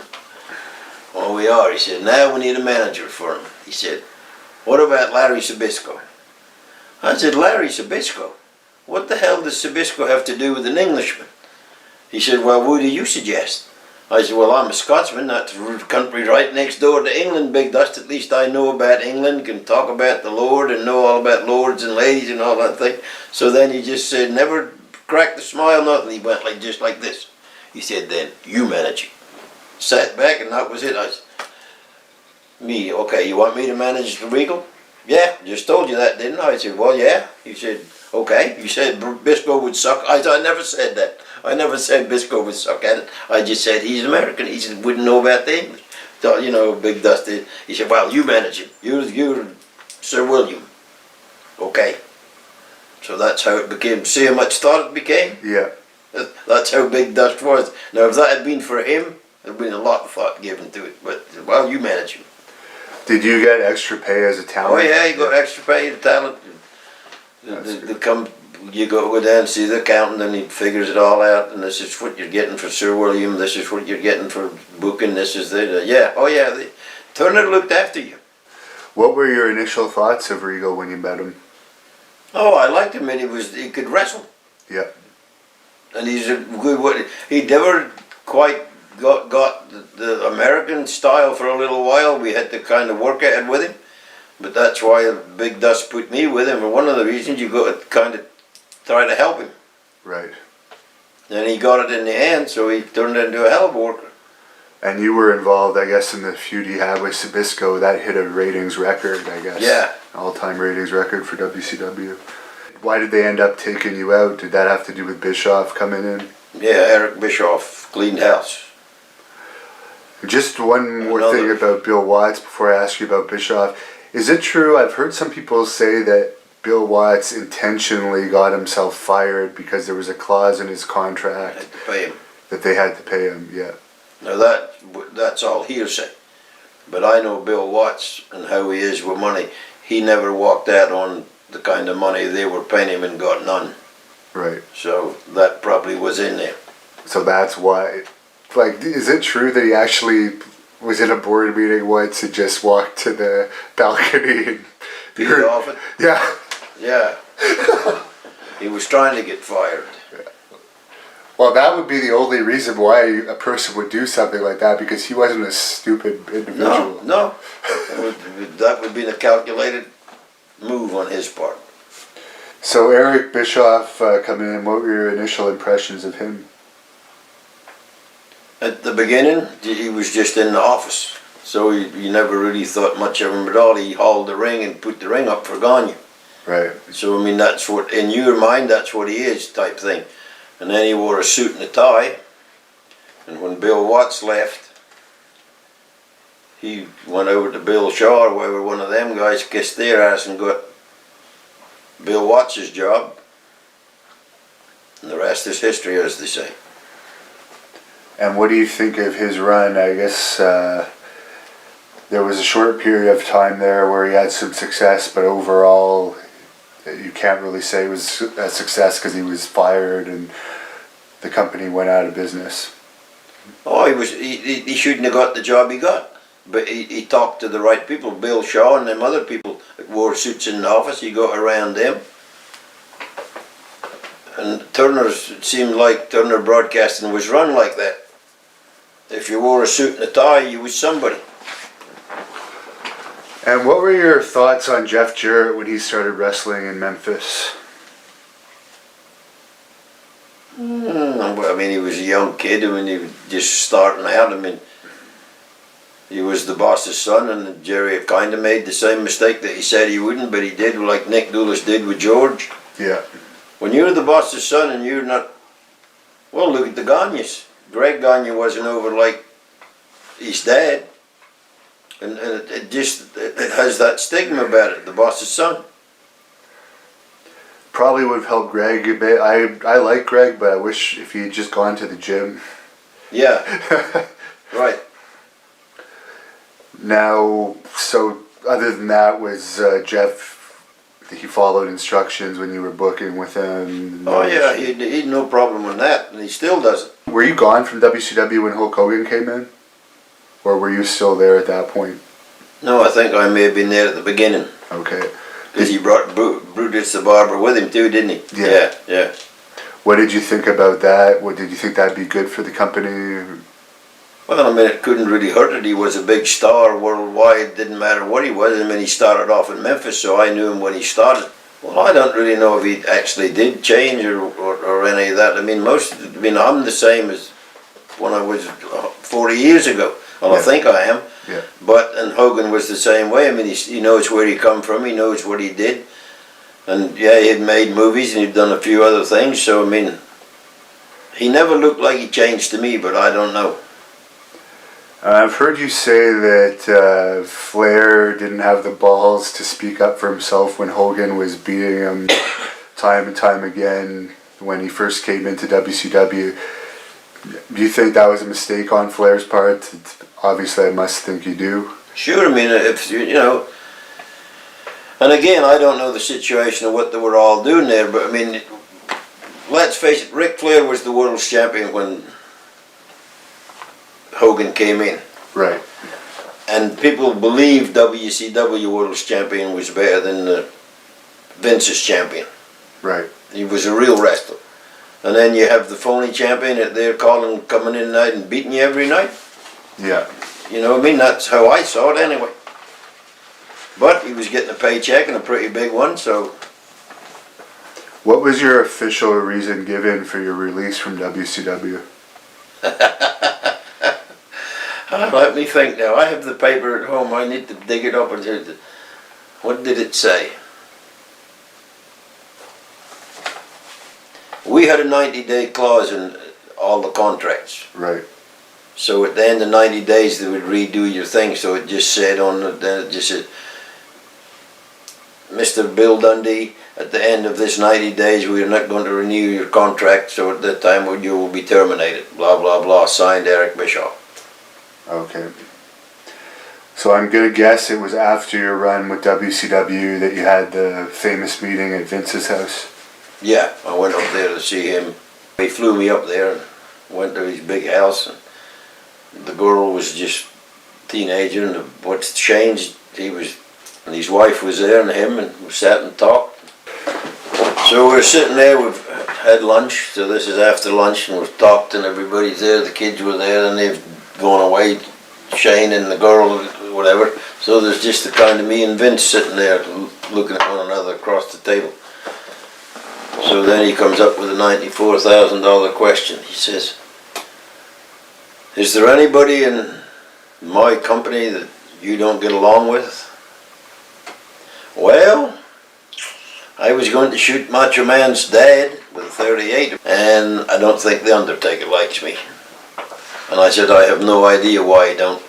So he said, oh, okay. And it was just like a matter of fact. He said, oh, and so anyway, we went for maybe another hour or so to meeting with the thing. So he said, well, you're playing to catch. He said, I'll have my car come get you, pick you up, drop you off at the airport. Shook my hand, said it was nice meeting you, sir.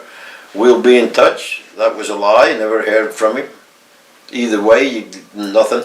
Right. So I never called him, he never called me, so here we are.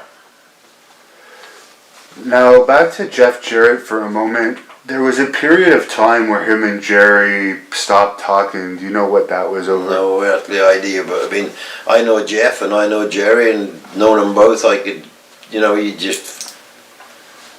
my son sometimes don't talk to me. Speaking of your son, he made some appearances on Jerry Springer. Did you ever appear on Jerry Springer? Oh yeah. What? Oh damn, that's the worst work in the wrestling business. Oh my God, yeah, we did one. Do you remember the name of the episode if people want to look it up? I don't know, but I think if you punched in Bill Dundee, it would come up there, or Jamie Dundee's Jerry Springer run would just. Isn't that awful? Can't really remember what it was about. Because it's all garbage to start with, but. So I guess somehow your son got a relationship with the show, and they were looking for people that could portray. Well, yeah, it was kind of a real one with me and him. It was father-son type thing. Yeah, did the deal. Yeah, he went to work for him before I did. He actually had a job with him. Okay. So he did the thing, so, yeah. So I just did the one with him and me. And it was fun. It was kind of like a wrestling show, just Springer, they don't smarten Springer up. Well, they technically don't smarten him up at all. He knows that we're not going to punch one another or punch him or, you know, that kind of thing. Yeah. But all the rest of it, he doesn't really know nothing about, so it was kind of fun to do. Did you meet Jerry? Yeah, oh yeah, he's a nice guy to do the thing. And he'll tell you now, don't get too violent out there. This is, you know, off the camera. Yeah. Don't worry. So. Wow, and that show was one of the most popular shows on TV for a while there. Yeah. That's interesting. Well, it was just like a wrestling show. Good versus evil. Good guy, bad guy. And I forgot to ask you, during your time in WCW, I think Triple H worked there as Jean-Paul Levesque. Yeah, Jean-Paul Levesque. He was just Jean-Paul Levesque, and just I'd tell him what we wanted, he'd go do it, and everybody had fun. I mean, I never really hung out with him. We never went. Well, we went to the gym a time or two and worked out, but apart from that, never went out drinking with him or none of that. So I don't know. Why was he never put in a group with Steve Regal, or was he? Oh no, they were the Blue Bloods originally. Yeah, the Blue Bloods were the thing. Yeah. Were you still managing them at that point? I don't remember. No, I had gone by then. Okay. So when you met Triple H, he was green, so you really couldn't have any idea whether or not he would have the... Yeah, he was just Jean-Paul Levesque from Canada, wherever he was from. I guess he became the ultimate politician. Well, that's what it's all about. Jerry Lawler could have given him lessons, though. Now, I didn't know this until today when a fan pointed it out, but apparently when Jerry Lawler was the AWA World Champion, there was a switch done in this area where you won the title for the night of the American Wrestling. I'm still trying to get that in my head, what we did and why we did it for. Because we never did nothing in this territory if it didn't have a meaning. Right. I know that Lawler said there was some issue where he was never paid by Vern for the night that he won the title or something, so maybe he almost did it just because he didn't care. No telling. Yeah. I just don't realize, remember why we did it. Yeah. I'm sure I'll run into Jerry again at some point and I'll ask him. And you were, for a while there, the AWA Tag Team Champion. We were that now. We went up there and... What was your experience like in the AWA? Oh, I mean, we enjoyed the night. There was a couple of nights we was up there and all the thing, and Vern was very nice to us. What were the crowds like up north there compared to Memphis? What year was that, does it say? From my own recollection, I think it would have been around 87, 88. Yeah, so we were still doing good in Memphis, 88, and they were doing all right too, so the crowds were pretty fair, both places. Why did that relationship not last? Because for a while there, it was going well from the tapes I've seen. Just pay issues, I guess, maybe? I don't know. And I guess that whole situation was just various companies trying to fight the Vince McMahon onslaught. Yeah, just trying to stay afloat. Now, I might not get the names right, but a fan wanted me to ask you any stories on Lou Stanley and George Clousey from Australia. George Clousey from Australia days. Yeah, that was George Barnes. Okay. That's his real name, George Clousey. And he came over here with me as George Barnes. So when we came here in '75, it was Barnes and Dundee. He was George Barnes. Oh, so that you've already talked about him as George Barnes, but Lou Stanley, anything to say about him for this? That Lou Stanley's not ringing a bell. Okay. There's a few fan questions I'm going to ask to close this off. A fan asked if you think Lawler stayed on top for too long, and that's why the business wasn't as good as it was in the 90s compared to the 80s. No, I don't really think it had anything to do with who was on top. It was just everything changed. I mean, TV's changed, everything changed, and Elvis was around as long as he wanted to be. So. Did you ever meet Elvis? Because I understand he. No, but he used to want to come to the wrestling matches. In '76, when he passed on, he made a deal where he could come and sit in the press box. And that's how they used to go up and meet him. But Sputnik Monroe and all them met him, but that was different just before us. So you're still wrestling. What else do you want to tell us that you're up to these days for fans that want to follow you? Or? Oh, basically just the wrestling thing. I mean, whatever on a local level. I mean, they wanted me to go to New Jersey. Well, it's supposed to be today. I didn't really want to go. I mean, not that I have anything against New Jersey, but there can't be millions of people know who Bill Dundee is up there. I mean, if you're into this kind of thing, like what you do, it's very good for getting my name out there, because people wouldn't know who I was if watches your show.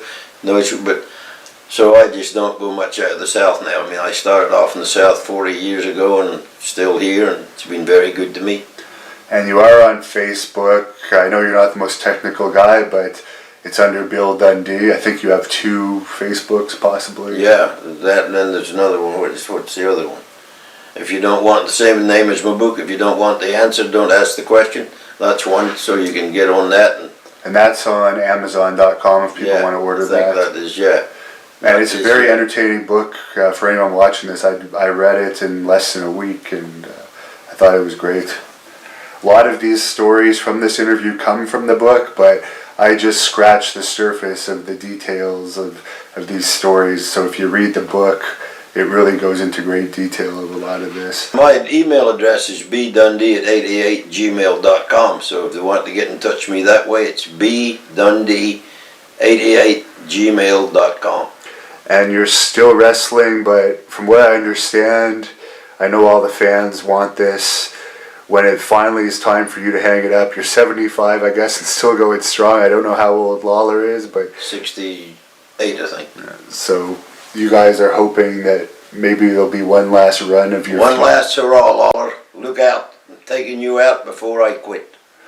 Well, you know what? If that happens, we may need to have a match of that up in our territory. So one of that series of the Lawler Bill Dundee retirement match might have to come up to Canada for the first time ever. Now that would be unbelievable. But I'm not coming in the winter time. It gets cold up there. Oh, I don't blame you. Even now, there's quite a large difference between here and Canada. So you have a podcast too, right? Yeah. It's not a weekly thing, but from every Monday usually. Oh, every Monday? Yeah. Okay, so it is, if you search Bill Dundee podcast, I listened to a couple of the episodes. That will pop up on Google, and it's not a flashy podcast. He answers questions about his career, and it's very much to the point. About like this interview. Yes. Yes. Well, I don't really think it should be... Flash is usually BS to start with. So, I mean, if you just answer the question right or wrong, did you knock him out? Yes. What more can you say? Did you ever wrestle Les Thornton? I used to know him. Yeah, what did you think of him? Very good. You actually remind me of him. Your build is similar now. Yeah, but the same thing, yeah. Yeah. Yeah, Les Thornton, a good worker. And good wrestler, too. To close this off, is there anything you'd like to say to your fans out there that have watched this for 2 hours? Well, for all you people that still remember who Bill Dundee is, I appreciate all the years of support, and believe me, I've had a lot of people. Every Monday night there'd be 10,000 of you all show up to cheer me on, whoop Lawler, or whoever else I was whooping. So I appreciate this fan support and all you people that back Bill Dundee, and for all the merchandise or pictures you bought over the years. I appreciate you for that, and you all take care out there, and any wrestling match you see me in, come see me. And just for my sake, could you close this off with a Sir William impression? Sir William impression. Because I love that character. Hey, Governor, how are you? See, I haven't done it in so long. I've got back to my redneck ways. Sir William. Hi, this is Sir William, and I manage the one and only Lord Steven Regal. And Larry Sabisco, I wouldn't be you for all the tea in China tonight.